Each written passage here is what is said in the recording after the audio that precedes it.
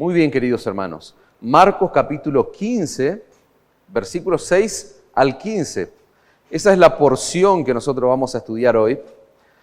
Pero como bien se ha dicho la semana pasada, era una porción extensa, por lo cual iba a ser un sermón extenso.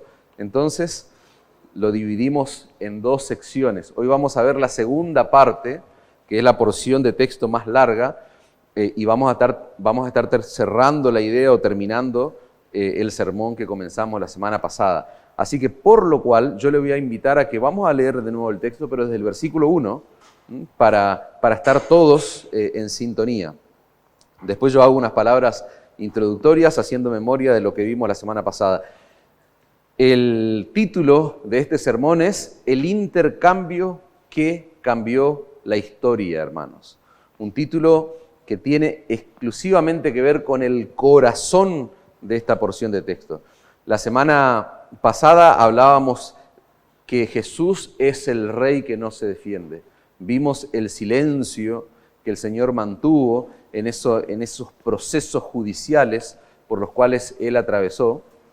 Y ahora vamos a ver el corazón del pasaje donde se plantea un glorioso intercambio. De hecho, hay una canción que nosotros solemos cantar, que es un fiel reflejo del Evangelio. Así que dicho todo esto, versículo 1 dice, muy de mañana, habiendo tenido consejo los principales sacerdotes con los ancianos, con los escribas y con todo el concilio, lo llevaron a Jesús atado y lo entregaron a Pilato.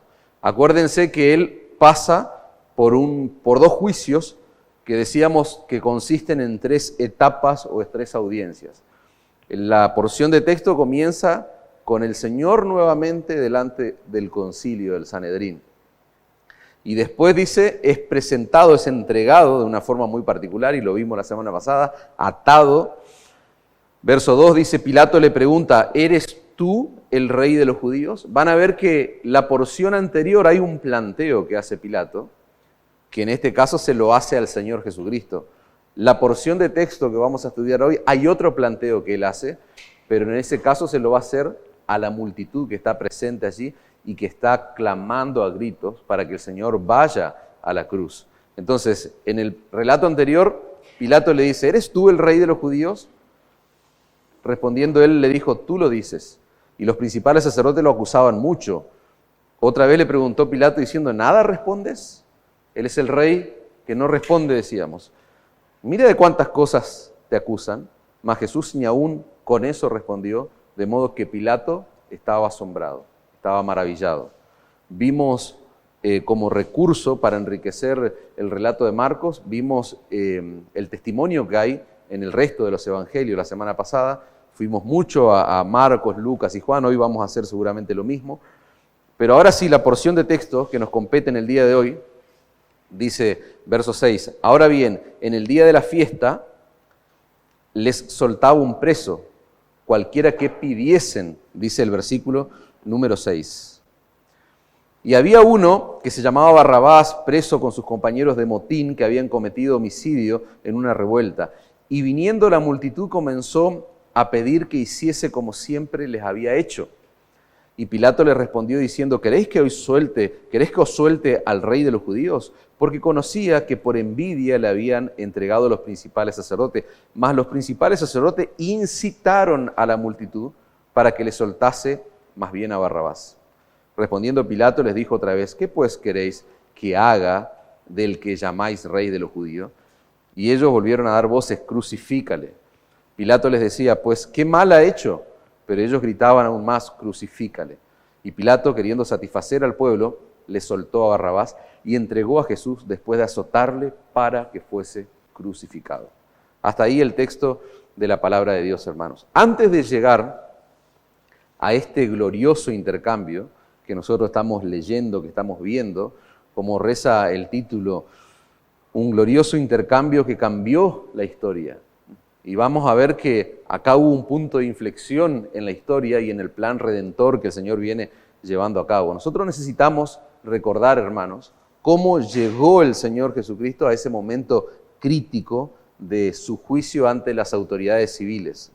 Nosotros ya vimos que Jesús fue presentado por primera vez ante Pilato Y eso lo vimos, versículo 2 de la porción de texto que estudiamos la semana pasada, hasta el versículo 5.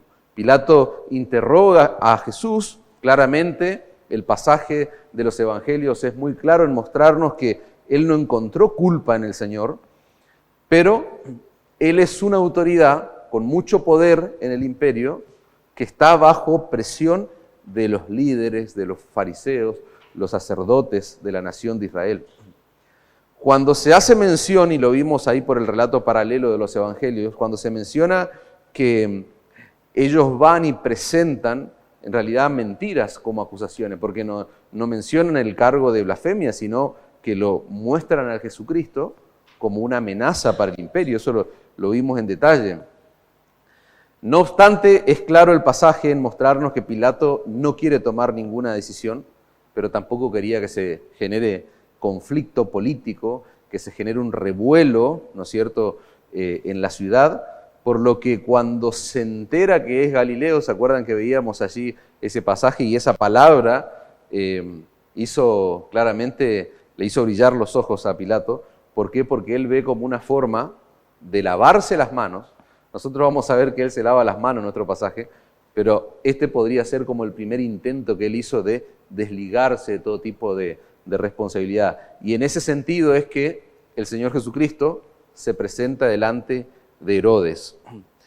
La semana pasada yo dije algo acerca de la figura de Pilato y de Herodes que quizás se pudo prestar para confusión.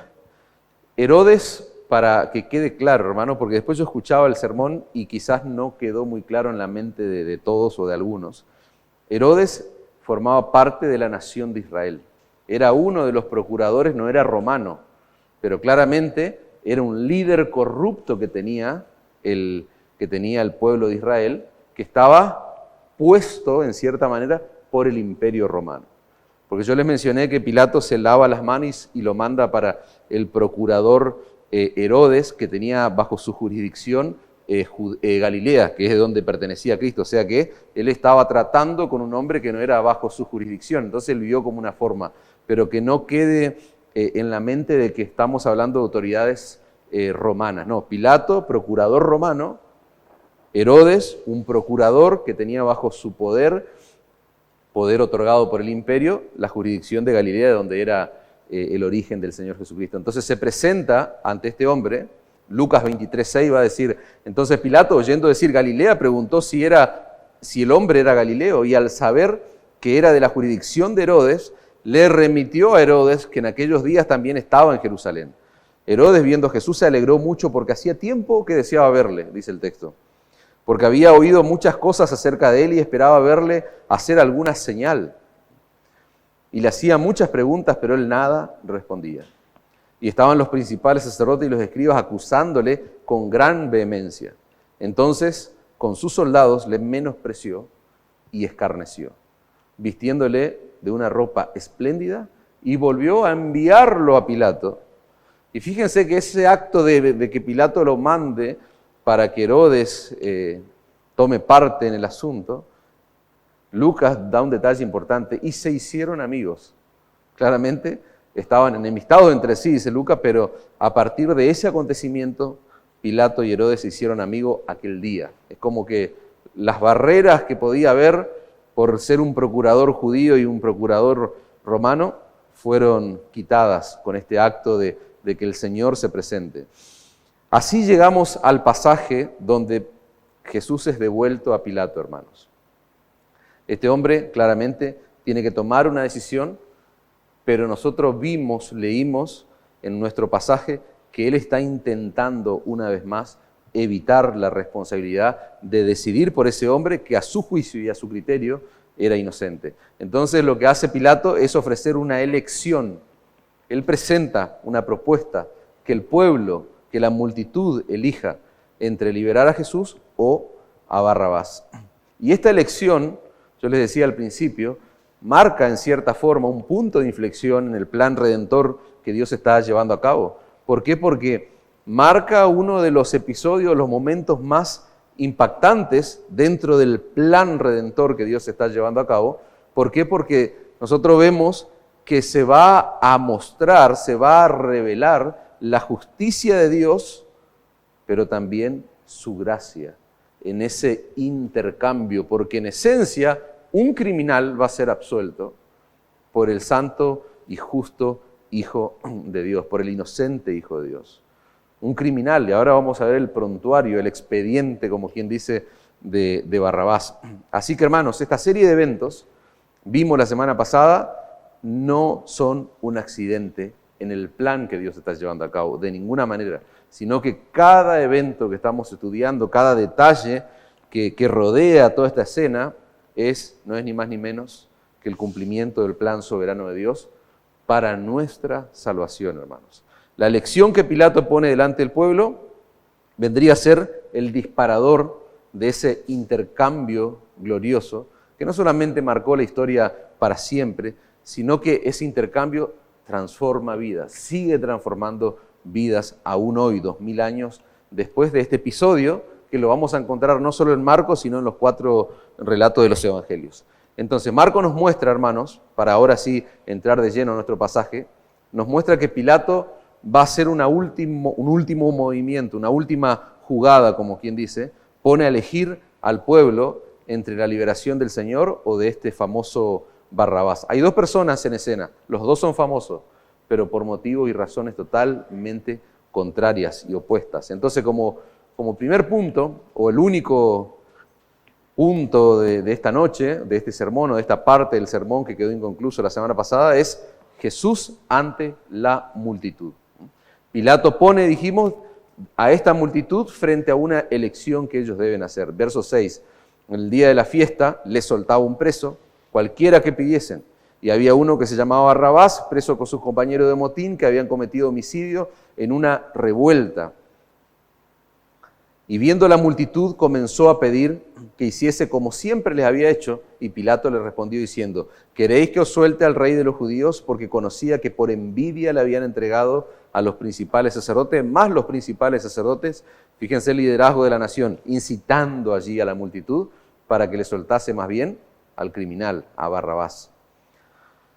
Como bien dice el texto, durante la fiesta de la Pascua, hermanos, era costumbre, era algo que se hacía todos los años, de conceder lo que se llama en términos legales un indulto a un condenado, a alguien que está acusado. Barrabás era lo que se diría en términos más específicos un reo convicto, es decir, un acusado culpable. Era alguien a quien se lo había acusado, pero se había probado también legalmente el delito de este hombre. No era alguien que estaba allí detenido porque recientemente o porque estaba sin una condena, no, él ya estaba acusado y se había probado legalmente su delito, y lo que ocurría en ese momento es que el pueblo decidía qué criminal era libre. No tenemos muchos detalles más acerca de cuáles eran los eventos que rodeaban la elección, pero claramente Barrabás estaba allí, seguramente próximo a ser ejecutado. Por eso es que aparece en escena tan rápido, ¿no es cierto?, en el relato de los evangelios. Así que Pilato pone al pueblo a elegir entre 2 personas que son completamente diferentes: a Cristo y a un hombre que está probado su crimen. No solo acusado, sino que se ha probado. ¿Y por qué la comparación? Que acá es donde tenemos que poner atención al evento que está ocurriendo. ¿Por qué la comparación de poner a alguien tan malvado, tan diferente a Jesús? Porque según la lógica de este hombre, el pueblo iba a elegir que un criminal semejante sea condenado a muerte, nunca a una persona como el Señor, donde era evidente, el texto habla de que acá hay una cuestión de que por envidia lo están llevando al Señor ahí. Entonces, según la lógica de este gobernador romano, o sea, el pueblo, la multitud, iba a elegir a Jesús. Hay un detalle importante en esta escena, en esta comparación de estas 2 personas tan diferentes. Barrabás, por ejemplo, es un nombre compuesto, tiene 2 partes el nombre. En la lengua hebrea, bar significa hijo. y Barrabás, o sea, la segunda parte es Abba, que significa padre. Y qué curioso el nombre, porque Barrabás significaría algo así como el hijo del padre. Y es muy sugerente, y por eso digo, son detalles que no están librados al azar, no están sucediendo porque sí, sino que el Señor está llevando a cabo, Dios mismo está llevando a cabo el plan. Porque pone delante de esta gente que está allí presenciando toda la escena, ellos tienen que elegir entre ¿quién? Entre Jesús. ¿Y quién es Jesús? Jesús es el Dios encarnado, es Dios el Hijo. Jesús es el verdadero Hijo del Padre, pero al lado de Él hay alguien que lleva por nombre Hijo del Padre, pero es alguien que es indigno de llevar ese nombre. ¿Se entiende la comparación? O sea, hay alguien digno, pero hay alguien indigno al lado. Barrabás representa, hermanos, una versión terrenal y distorsionada de lo que sería ser Hijo del Padre. Y ese contraste entre Jesús, el verdadero Hijo de Dios, y un criminal, enfatiza precisamente el intercambio injusto que ocurre en este juicio. ¿Por qué?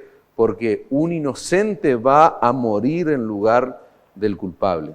Y es en ese momento donde va a ocurrir ese intercambio que decíamos al principio, que va a cambiar la historia para siempre. ¿Por qué? Porque como bien lo expresó Pedro en su carta, el justo por los injustos. ¿Con qué fin? ¿Con qué objetivo? Para llevarnos a Dios, dice 1 de Pedro capítulo 3, verso 18. Ahora, la elección de la multitud, hermanos, es el fiel reflejo de lo que nosotros somos capaces de hacer con nuestro libre albedrío, y entre comillas libre albedrío, que está esclavizado por el pecado. Lo hemos estudiado cuando vimos la confesión de fe, cuál es el lugar que ocupa el libre albedrío en el corazón del hombre. Jamás elegiríamos a Dios, hermanos, por iniciativa propia. La elección que toma la multitud es el fiel reflejo de quiénes somos, de quién sos vos, de quién soy yo. Jamás elegiríamos a Dios por motus propios, salvo, hermanos, que Dios haga una obra de regeneración en nuestros corazones. Y el día del Señor es un día clave. ¿Por qué? Porque entendemos que aquellos en los cuales Dios obró una obra de regeneración, de nuevo nacimiento, son los que ven crucial y elemental estar juntos, decíamos antes. No es porque este lugar sea especial, sino porque somos parte de la iglesia de Cristo, somos parte del cuerpo de Cristo. ¿Quiénes? Aquellos que fueron lavados y comprados por la sangre del Señor, aquellos que han sido regenerados, aquellos que el Señor le ha dado vida nueva. Esos son los que forman parte de la iglesia del Señor. La multitud es un fiel reflejo de la condición natural del hombre, el estado natural del hombre sin Cristo. Y esa elección simboliza o nos muestra ese conflicto espiritual que hay en el corazón humano. El hombre en su estado natural siempre va a elegir lo corrupto, ¿no? Siempre va a rechazar a Dios. Lo vimos la semana pasada cuando hablamos de vivir de espaldas a Dios. Rechazamos la verdad de Dios. Vivimos en un mundo de mentira, decíamos, en nuestra condición sin Cristo. Ahora, fíjense Juan capítulo 3, versículo 16, el corazón del Evangelio. Dice, porque de tal manera amó Dios al mundo que ha dado a su Hijo unigénito, para que todo aquel que en él cree no se pierda, mas tenga vida eterna, porque no envió Dios a su Hijo al mundo para condenar al mundo, sino para que el mundo sea salvo por él. El que en él cree no es condenado, pero el que no cree ya ha sido condenado porque no ha creído en el unigénito Hijo de Dios. No hay que ir a un seminario, no hay que ser una persona sumamente inteligente, no hay que tener un coeficiente muy alto para interpretar esto. No necesitamos al mejor teólogo para interpretar correctamente lo que dice Juan 3, 16 al 18. Ahora, lo que sí es triste y lamentable es lo que sigue, hermanos.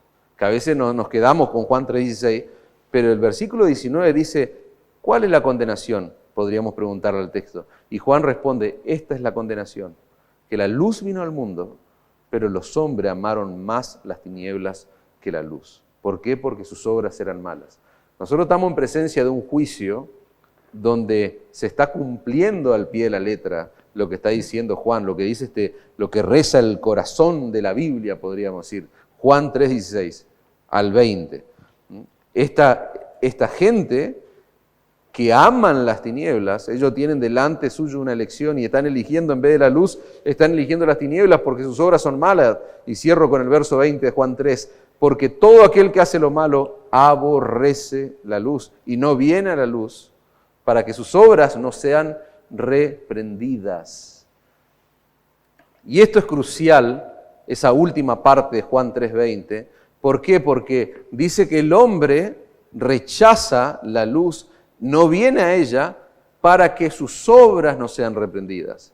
Y ahí yo quiero que te guardes eso en tu mente porque nos va a ayudar a entender el desarrollo del pasaje que estamos estudiando. Te va a ayudar a entender cuál es la razón de fondo, en esencia, de por qué el Señor está allí en ese juicio injusto y por qué Él va a ir a la cruz. En los 4 evangelios, hermanos, se relata esta escena del Señor Jesús presentado allí ante Barrabás, ante un criminal, como decíamos antes. Ahora, fíjense que Marcos dice 3 cosas acerca de Barrabás en el versículo 7, 3 cosas que son sumamente interesantes, así que yo te invito a que las mires. Fíjate, en primer lugar, este hombre estaba preso, es decir, estaba encarcelado. Yo les dije antes que él era un convicto, estaba acusado y las acusaciones que pesaban sobre él se habían probado, es decir, él ya había sido juzgado y había sido condenado por su crimen. Pero en segundo lugar, este hombre también había formado parte de un motín, es decir, aparentemente en la ciudad hubo una rebelión, una sublevación y que claramente ponía en jaque la paz y el orden en el imperio. Entonces, muchos autores muchos estudiosos del texto bíblico creen que quizás Barrabás pertenecía a un grupo revolucionario judío que se llamaban los celotes. Ellos eran un grupo nacionalista que claramente se oponían al imperio romano. Entonces, con el prontuario de este hombre, quizás él era uno de los celotes. Pero por último, Marco también nos dice que Barrabás había cometido homicidio y el Evangelio de Juan, el texto paralelo, agrega que también era un ladrón, un revolucionario, un sedicioso, un montonero, podríamos decir, en nuestros términos más locales, un homicida, alguien que había matado, alguien que había quitado la vida a personas, y era un ladrón. Ahora, si había alguien que verdaderamente representaba un peligro para Roma y para la nación judía, no era Jesús, era Barrabás. Él era el peligro, no el Señor como lo querían hacer ver estos líderes judíos. Entonces Pilato presenta estas 2 opciones al pueblo. Por un lado, a alguien inocente, al justo Hijo de Dios, como decíamos antes, y por otro lado, a un criminal con el peor de los prontuarios. ¿Y qué quiero decir esto, hermano? Los detalles que da Marco, más los detalles que se brindan en el resto de los evangelios, o sea, nos ponen delante de nuestros ojos que este no era un hombre, ¿cómo se diría? Un ladrón o un criminal de mala muerte, no. Este era un profesional en lo que hacía. Era realmente un hombre miserable. ¿Por qué? Porque él está puesto, su miseria se hace evidente al lado de quién está. Si hubiesen sido 2 criminales, vaya a saber cuáles eran los argumentos que podían pesar en el pueblo, en la gente que hacía la elección. Pero este hombre quita la vida, pero él está al lado de alguien que vino a dar vida. Jesucristo, en todo el sentido literal y físico, dio vida, resucitó a un muerto, pero también vino a dar vida espiritual. Entonces, Jesús vino a dar vida, pero este hombre quitaba la vida. Este criminal quiso hacer una revolución a través de la fuerza y la violencia, por eso que estaba ya acusado y juzgado. Él representa la rebelión humana, él representa la violencia, él representa la búsqueda de un reino terrenal. Él lo que buscaba con todo su grupo ahí revolucionario era precisamente devolverle el poder a Israel, derrocar al imperio romano. Este hombre buscaba un reino terrenal por medios injustos, violentos. En cambio Jesús lo dijo ya en el diálogo que tuvo en el primer encuentro con Pilato. Él vino a implantar un reino espiritual, Él vino a proclamar la verdad. Él es la verdad. Él vino a proclamar el reino de Dios y Él vino a llamar a los pecadores al arrepentimiento. O sea, Él es la luz que pone en evidencia las obras de aquellos que necesitan urgentemente perdón y vida eterna. Entonces tratemos de imaginarnos la escena por un momento. Pensemos un poquito en este hombre que se presenta allí junto al lado del Señor. A este hombre le quedan pocas horas de vida. Yo le dije antes que la elección rápida que vemos en el texto, de que Pilato lo menciona y lo pone allí en escena, probablemente era el próximo, era uno de los que iba a estar colgando allí al lado de Cristo. Ustedes imagínense, este hombre está a minutos o a horas de morir, pero por esos giros inesperados que hay en la vida, ocurre algo que era improbable, hermanos. Él ni se imaginaba que Pilato, bajo la presión que tenía, iba a ver como un recurso desesperado de presentarlo junto al Señor Jesucristo para que alguien sea absuelto. Es más, yo me puedo hasta imaginar la escena cuando él se siente ovacionado por la multitud.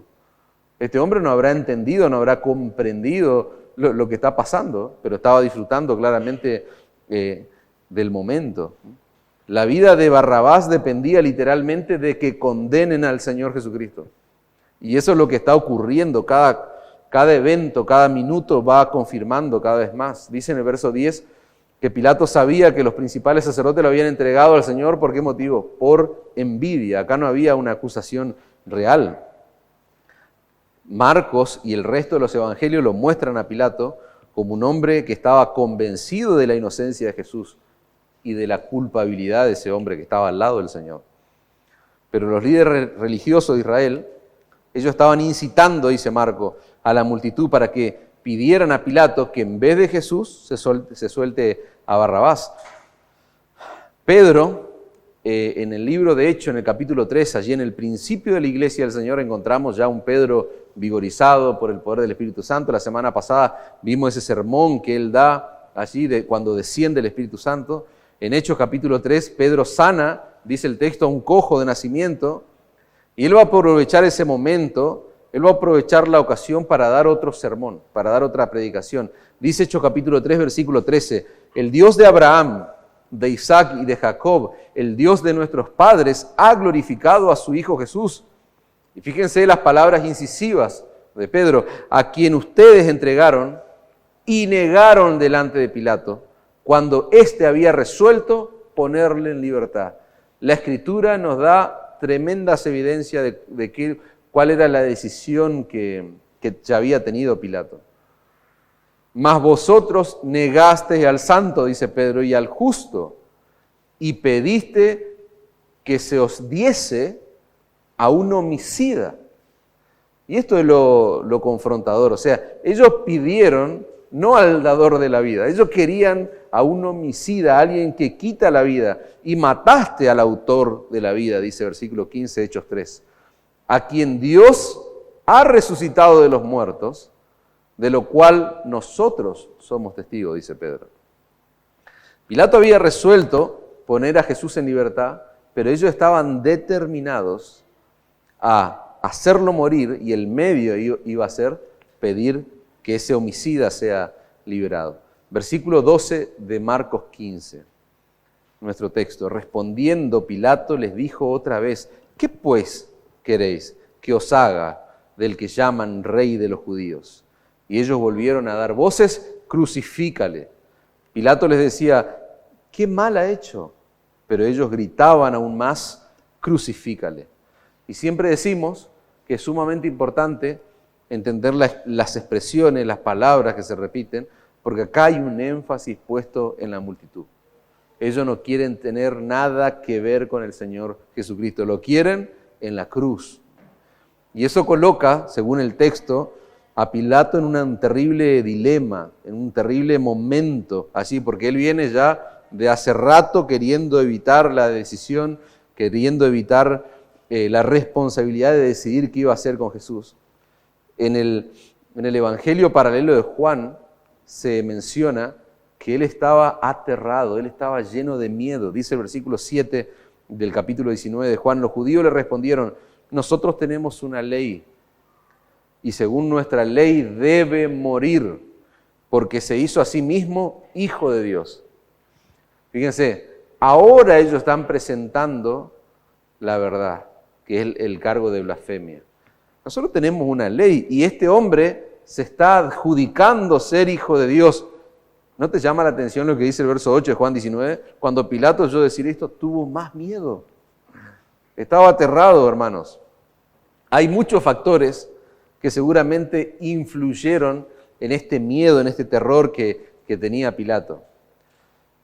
El primero y principal, yo creo que es, y me adhiero a lo que piensan muchos estudiosos, que Jesús se hacía llamar Hijo de Dios. Así como cuando se le abrieron los ojos, cuando él escuchó que era de Galilea y vio allí una oportunidad para sacarse encima el problema, cuando él escucha que este hombre se hace llamar Hijo de Dios, en la mente de un gobernador romano que el paganismo y que la superstición había ganado tanto terreno, porque eran personas sumamente supersticiosas, en especial las autoridades, los que ocupaban puestos de poder muy alto, porque ellos tenían a su disposición adivinadores y todo tipo de brujos, y etcétera, etcétera. Entonces, cuando él escucha que a este que está allí al lado suyo se hace llamar Hijo de Dios, en la mente supersticiosa de Pilato seguramente vino este terror de que condenar a un hombre divino, eso probablemente sea un problema y le traiga grandes flagelos sobrenaturales, quizás a su vida, a su poder, a su gobierno. Hubo factores políticos también que seguramente intervinieron allí en la mente de Pilato: la presión del pueblo de Israel, de los líderes judíos, el descontento de la multitud. Acuérdense que a él lo que menos le importaba eran los problemas religiosos que podía tener la nación, pero no quería que haya un alboroto, una revuelta en la ciudad. Pero lo que termina de coronar este momento es lo que dice Mateo, por ejemplo, capítulo 27 y versículo 19. Su mujer le mandó a decir, a él le llega en esta escena, a él le llega el mensaje de su mujer: no tengas nada que ver con este justo. Se adjudica a ser hijo de Dios. La multitud lo está condenando justamente por eso. Ahora su mujer le dice que este justo no se involucre, no tenga nada que ver con él, porque hoy he padecido mucho en sueño por causa de él. ¿Se imaginan? ¿Se entiende el terror que este hombre está teniendo? Pilato estaba fuera de control, podríamos decir, por el miedo que tenía. Y es en ese contexto que él hace una jugada, pero más que jugada, es algo extraño, es algo raro. Él toma la decisión de permitir que los judíos lleven a cabo la sentencia de muerte contra Jesús. Los judíos.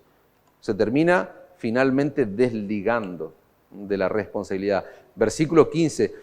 Pilato, queriendo satisfacer al pueblo,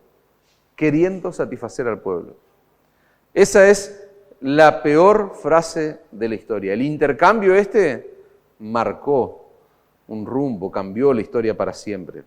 Ahora, esta expresión, queriendo satisfacer al pueblo, lo que sigue no puede ser bueno. O sea, cuando hay alguien que quiere satisfacer a la multitud, que quiere satisfacer a la gente, lo que sigue probablemente no sea bueno. Bueno, esa es una máxima, hermanos, en el Evangelio, por sobre todas las cosas. Y lo muestra este pasaje. ¿Qué hizo? Soltó al criminal, entregó a Jesús, después de azotarle para que fuese crucificado.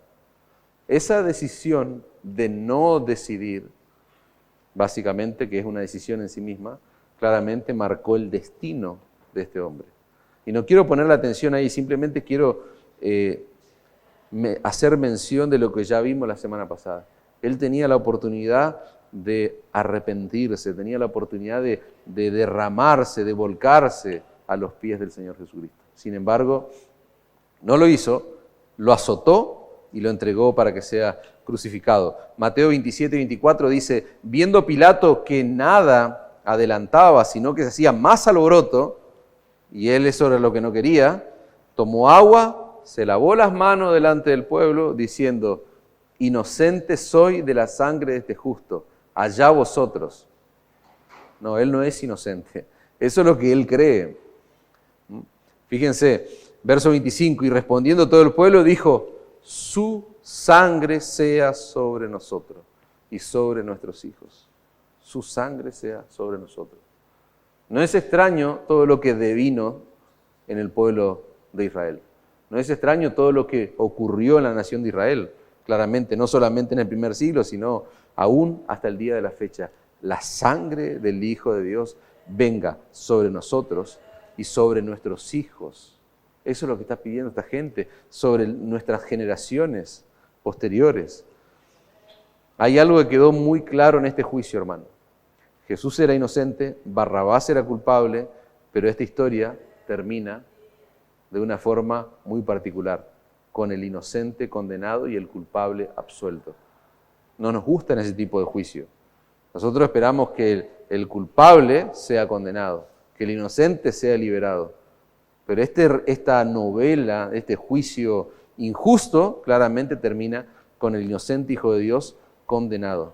Y esta sentencia de muerte al inocente, al justo, al santo de Dios, deja plasmado delante de nuestros ojos, hermanos, una perfecta ilustración del Evangelio. ¿Por qué? Porque es Dios orquestando todas las cosas de tal manera que la condena de Jesús implica nada más y nada menos que la absolución de un criminal como Barrabás. Y ahí está plasmado el glorioso intercambio. El glorioso intercambio reflejado, ilustrado en esa condena inmerecida que recibe el Señor Jesucristo. Como dijimos antes, el justo muere por los injustos. Y me encanta las palabras de un autor porque dice, Dios, para dejarnos una ilustración majestuosa de su Evangelio, escoge al que parece ser el peor de los pecadores. Y fíjense que esto es muy importante, no para excusar a los demás, sino para incluirlos a todos. Repito, Dios, para dejarnos una majestuosa ilustración del Evangelio, escoge al que parece ser el peor de los pecadores, un criminal, un revoltoso, un sedicioso, un ladrón. Escoge lo peor, no para excusar a los demás, para que los otros se sientan mejor, no, sino para incluirlos a todos, dice, y cierro la cita. Y ¿saben qué, hermanos? Eso es justamente uno de los aspectos más ofensivos del Evangelio. Repito, esa realidad que yo le acabo de leer es uno de los aspectos más ofensivos del Evangelio. ¿Por qué? Porque en la cruz de Cristo todos quedamos al mismo nivel. Todos, absolutamente todos. Es como decir, la cruz viene a nivelarnos a todos. La cruz de Cristo nos nivela a todos. Y vos sos una persona moral, la cruz de Cristo te nivela con un criminal. Si vos sos una mujer de renombre, de buen nombre, la cruz de Cristo te nivela con una prostituta. Si vos sos una persona mentirosa, la cruz de Cristo te nivela contra aquel que es el hombre más destacable de la sociedad.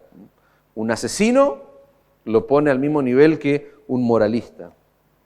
A la gente despreciada de este mundo, esa gente que es tenida menos, esa gente que es rechazada, la cruz de Cristo los nivela con la élite de este mundo, con las personas más importantes. Esa es la realidad del Evangelio, hermanos. ¿Por qué? Porque la cruz de Cristo nos muestra que todos, cualquiera sea tu condición, cualquiera sea tu origen, todos necesitamos de la misma salvación. Todos necesitamos del mismo Salvador. ¿Y dónde lo vemos eso? Reflejado en este juicio injusto y en el resultado final, que es la cruz de nuestro Señor Jesucristo. Ahora, yo les dije antes que no se olviden de Juan 3:20. ¿Qué dice Juan 3:20? Sí, Dios, el verso 16, de tal manera amó Dios al mundo que entregó a su Hijo unigénito, lo sabemos de memoria. Ahora, el relato sigue de Juan y dice que la luz vino al mundo, pero los hombres amaron más las tinieblas porque sus obras eran malas.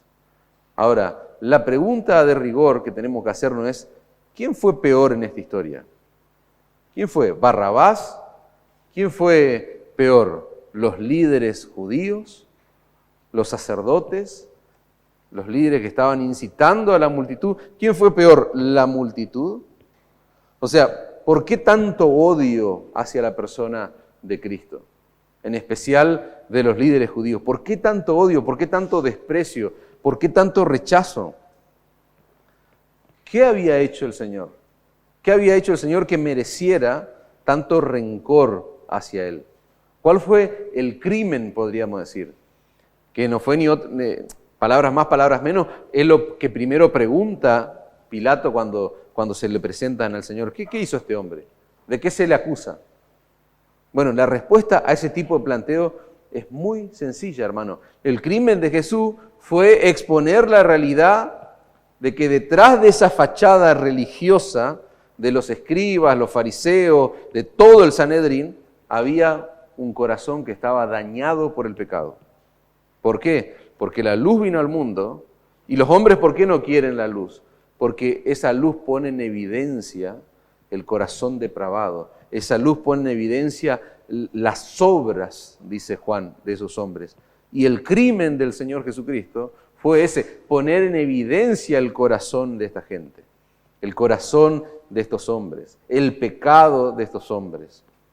En la fecha en que todo esto está ocurriendo, hermanos, yo les decía semana atrás que hay mucha ironía en todo este relato, en esta secuencia de eventos. ¿Por qué? Porque en la fecha en que está ocurriendo todo este juicio injusto, los judíos, esa gente que está incitando a la población y todo lo que están pidiendo a grito que sea el Señor crucificado, ellos días antes celebraban la cena del Cordero Pascual. O sea, cada familia judía comía un cordero, se sacrificaba y comía un cordero. ¿Y eso por qué lo hacían? Porque ese era el recordatorio de la necesidad que ellos tenían de redención. Entonces, fíjense lo contradictorio, lo irónico de todo esto. Porque vino el Redentor, los llamó a la fe y al arrepentimiento, y ellos ¿qué hicieron? Crucifíquenle. Claro, porque se sintieron ofendidos. Qué ironía. Pero esa es la realidad del Evangelio. La cruz, decíamos antes, nos nivela a todos y pone delante de nosotros la verdadera condición nuestra sin Cristo y la real necesidad y urgencia de acudir a Cristo Jesús, ese poderoso Salvador, en arrepentimiento y fe. Entonces, ¿qué es peor? ¿Ser un revolucionario, un asesino, un ladrón como lo era Barrabás? ¿O ser una persona insolente, soberbia, arrogante, que desprecia el regalo de la salvación que Dios ofrece en Cristo Jesús? Jesús tiene una respuesta para eso.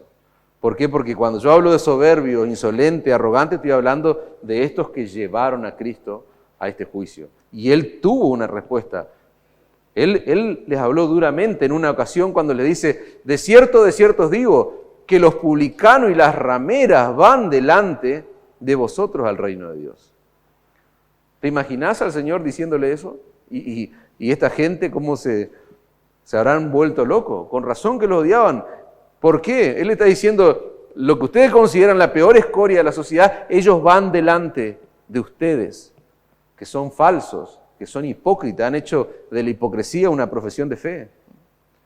¿Y por qué van los publicanos, las rameras, los peores considerados en esa sociedad? Los publicanos porque le cobraban impuestos a los propios judíos, los odiaban a los publicanos.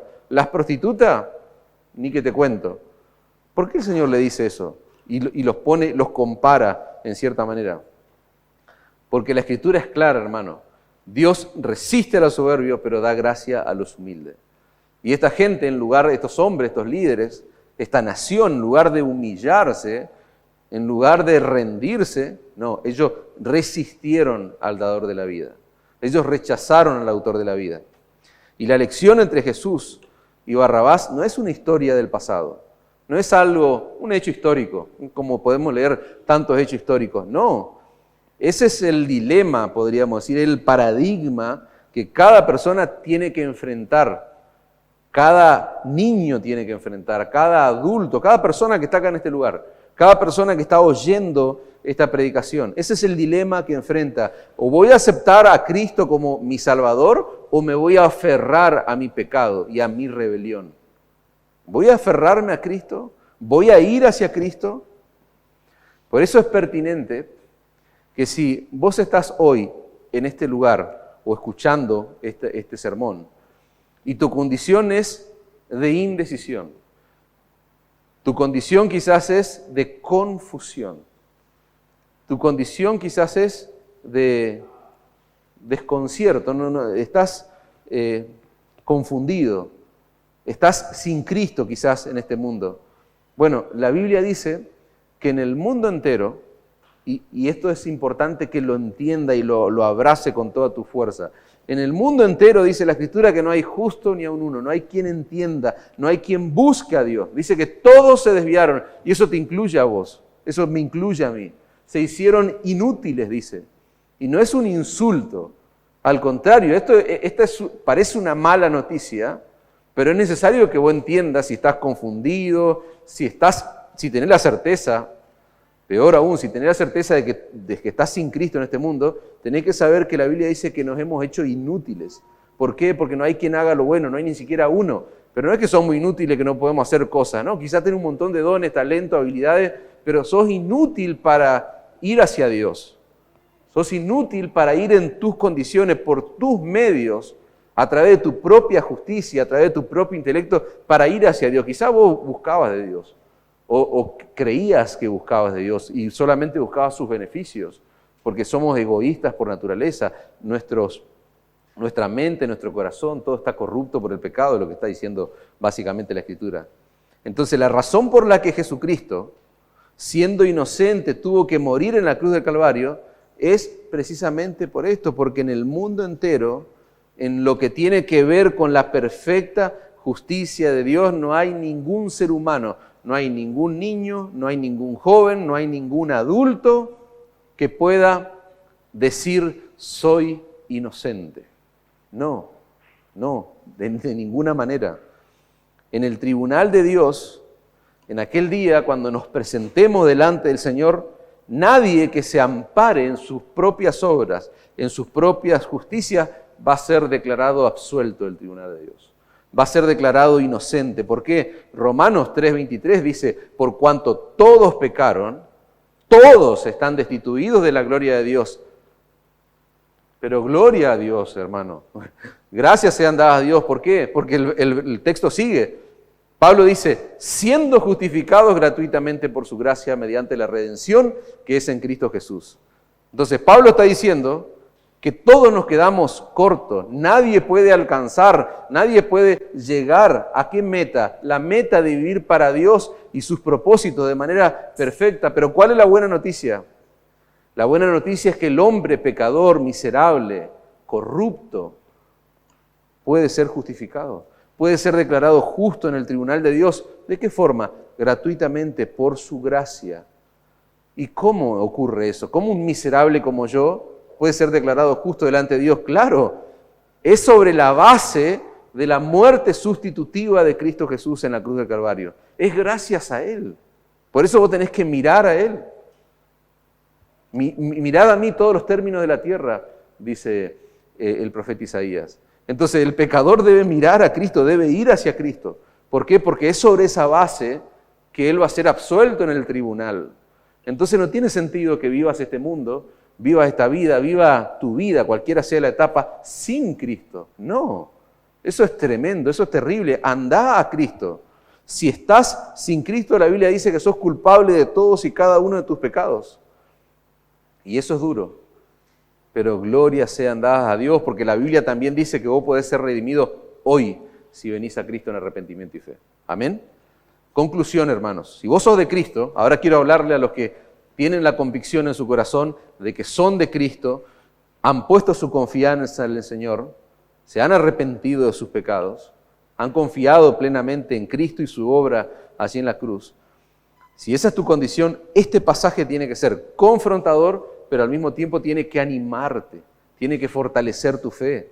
¿Por qué? Porque la elección entre Barrabás y Jesús, decíamos antes, ¿qué ilustra? La tendencia del corazón humano de preferir ¿qué cosa? Lo terrenal, de preferir lo mundano, lo corrupto, en lugar de preferir la verdad y la santidad. Eso hablamos hoy al principio. Y si vos sos creyente, esto debe ponerte en alerta. ¿Por qué? Porque es hoy, es ahora donde vos tenés que examinar tus decisiones. Es ahora donde vos tenés que examinar tus elecciones. La pregunta es si sos creyente y sos de Cristo, ¿cómo estás viviendo tu vida? ¿Estás eligiendo, estás decidiendo por aquello que agrada a Dios o aquello que satisface a tu carne? El panorama es crítico para nosotros. ¿Por qué? Porque por naturaleza siempre cogemos lo que nos aparta de Dios. Pero el Señor en su palabra es como que tiene el antídoto para eso, para los creyentes. ¿Y cuál es el antídoto? Morir a nosotros mismos y seguirlo a Él. Antes le decíamos al pecador sin Cristo, anda a Cristo, le decía yo recién. Ahora al pecador que tiene a Cristo, ¿qué tiene que hacer? Morir, anda a Cristo. Es lo que dice el Señor. Si alguno quiere venir en pos de mí, niéguese a sí mismo. Negarse a sí mismo es morir, es yo he muerto. Ya no vivo yo, más Cristo vive en mí. Y que eso sea real. Niéguese a sí mismo, tome su cruz cada día, dice. ¿Y qué dice el Señor? Sígame. Morí a vos mismo, negate a vos mismo. ¿Ya cuántos años viviste? ¿Y no te diste cuenta que no es negocio? No, morí a vos mismo, seguí al Señor. Porque todo el que quiera salvar su vida, la perderá. Y todo el que pierda su vida por causa de mí, éste la salvará. Entonces, yo estoy parado frente a un pasaje que me refleja una multitud que está eligiendo por un criminal, y eso a mí me hace pensar en las elecciones, las decisiones. Como les decía antes, ¿por qué? Porque nuestras elecciones reflejan nuestras prioridades. Pilato le ofreció, le propuso una elección a una multitud. Y el pueblo mostró dónde estaba su lealtad, dónde estaba su corazón. ¿Dónde estaba? En este reino terrenal. En este reino terrenal, no en el reino de Dios. Ellos no entendieron. Ellos terminaron eligiendo por un criminal porque no entendieron quién era Jesús en esencia, al igual que Pilato. Entonces, acordate siempre, nuestras elecciones, nuestras decisiones reflejan dónde está nuestro corazón realmente. Esta multitud frente a la cual está el Señor Jesucristo fue manipulada, dice, por los líderes religiosos para que ellos elijan, porque ellos estaban ahí incitando, ¿no? Para que griten y elijan a Barrabás. Y eso nos demuestra una aplicación muy importante, hermano. Nuestras decisiones, nuestras elecciones, muchas veces reflejan cierta ceguera, ¿no es cierto? Esta situación, esta condición de la multitud nos muestra cómo a veces nuestras elecciones, nuestras decisiones, reflejan una ceguera moral por presión que nosotros podemos recibir de alguien, de personas o de un sistema, de una cultura. Entonces no permitas nunca que la cultura, si sos un creyente, si vos te identificás como alguien que sigue a Cristo, un discípulo de Cristo, no permita que la cultura, la presión social, tus amistades, tus amigos, tu familia, tus hermanos de carne, cualquiera sea la situación, no permitas que te alejen de Cristo. Porque vivimos en un mundo, si vos querés ir hacia Cristo, créeme que no va a ser fácil. No va a ser fácil, que la vida cristiana no está supuesta a ser fácil. No permitas que alguien o algo te aleje de Cristo. Mantenete firme en la verdad, aunque vos seas parte de la minoría. Aunque vos seas parte de la minoría. Aunque vos no seas popular en la escuela, si sos un niño. Aunque no seas popular tal vez en tu trabajo. Aunque no seas popular donde sea, en tu propia familia. Y sí, el Señor Jesucristo dijo que no vamos a ser populares, al contrario, el creer en Cristo, abrazar el Evangelio muchas veces va a traer división en la propia familia. Seguí a Cristo aunque no seas popular en la propia iglesia. Cuando vos veas que hay otros que están tomando un rumbo, no importa, déjalo a ellos, Dios va a tratar con ellos. Seguí a Cristo vos, seguílo a Él, mantenete firme. La multitud rechazó a Jesús, hermanos. Y el mundo en el que nosotros vivimos está lleno de gente que rechazan la verdad de Cristo. ¿Qué quieren las personas? Filosofías, ideas, valores que son totalmente contrarios y opuestos al reino de Dios. Ahora, como creyentes, hermanos, estamos llamados a proclamar la verdad del Evangelio, incluso en un mundo que continuamente elige rechazar a Cristo. Sí, incluso, repito, en un mundo que continuamente elige rechazar a Cristo. Prediquemos el Evangelio, prediquemos la verdad. Y el Señor hará la obra, el Señor hará la obra en los corazones. Esta multitud que tenemos en nuestro texto eligió a Barrabás porque no entendían quién era Jesús.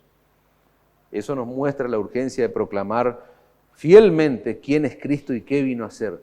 No distorsionemos el mensaje, proclamemos el llamado que hay en el Evangelio a arrepentirse de los pecados. ¿Qué dijimos? La luz vino al mundo, pero los hombres amaron más las tinieblas. ¿Por qué? Porque la luz pone de manifiesto cuáles son sus obras. El crimen de Cristo fue poner en evidencia a esos hombres, el pecado de sus corazones. Si vos sos un seguidor de Cristo, que lo que te caracterice sea decir la verdad a las personas. Amar a los perdidos, pero decir la verdad con amor. Necesitamos urgente ir a Cristo. ¿Por qué? Por nuestra miseria, nuestro pecado. Vamos camino a una condenación eterna y segura, pero no es necesario que vos termines ahí. ¿Por qué? Porque en Cristo hay perdón. En Cristo hay perdón, hay vida. Entonces, repito, necesitamos urgente proclamar fielmente quién es Cristo, qué vino a hacer. Vos tenés que ser un testigo fiel. Habla a otros, habla del Evangelio. No te avergüences del Evangelio. No te avergüences de la iglesia. Vivimos en un lugar donde nos conocemos poco y nos conocemos mucho. No te avergüences de Cristo, no te avergüences de la iglesia de Cristo, no te avergüences de tus hermanos. Hablale a otros sobre ese rey que no se defiende, pero ese rey que en debilidad vence el poder del pecado, de la muerte y del mismo infierno, por lo cual es seguro ir hacia él. Habla a otros de Cristo. Quiero cerrar este sermón, hermanos. Hay un predicador del siglo XX, él escribió acerca de Barrabás y es impactante, muy lindo, muy interesante, y yo se los comparto y cerramos la predicación de hoy. Dice, él fue el único hombre en el mundo que podía decir que Jesucristo tomó su lugar físico, Barrabás, y en todo el sentido de la palabra. Nosotros lo decimos, Cristo ocupó nuestro lugar en la cruz, pero Barrabás podía decir literalmente eso. Él fue el único hombre que en el mundo podía decir que Jesucristo tomó su lugar físico. Pero yo, dice este autor, puedo decir que Jesucristo tomó mi lugar espiritual. Porque yo era quien merecía morir. Era yo quien merecía que la ira de Dios se derramara sobre mí. Era yo el que merecía el castigo eterno del lago de fuego. Pero Él fue entregado, dice, por mis ofensas. Él fue entregado a juicio por mis pecados. Cristo fue mi sustituto. Dice, estaba satisfaciendo la deuda de la justicia divina. Por eso digo, dice este hombre, que el cristianismo se puede expresar en 3 frases. Yo merecía el infierno, Jesús tomó mi infierno y ahora ya no me queda más que su cielo. ¡Wow! ¡Qué hermoso, hermanos! Si vos sos creyente, ese pensamiento debe llenar tu corazón, llenarte de esperanza y de gratitud. Amén.